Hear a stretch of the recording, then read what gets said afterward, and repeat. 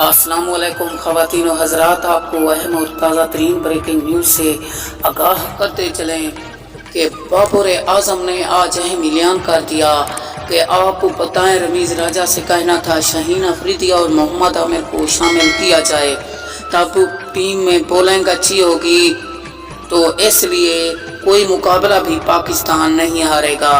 कौन सी तब्दीली और किस तरह ये वर्ल्ड कप जीतना चाहिए। आखिरकार रमीज़ राजा और बहुत से ऐसे बॉलर हैं जिनकी तब्दीली की जाए और प्रेस्टेक से काम लेना चाहिए। सकलैन मुश्ताक का कहना था कि बाल गुगली नहीं हो रही, बाल गुगली करने वाला स्पिन बॉलर होगा तब मुकाबला जीता जा सकता है। मोहम्मद आमिर को भी शामिल कर दिया जाए, यह अहम ऐलान रमीज़ राजा ने आज किया। शाहीन अफरीदी को भी शामिल करना चाहिए, फिर तो हमारी टीम में बॉलिंग भी अच्छी होगी और बैटिंग भी अच्छी होगी।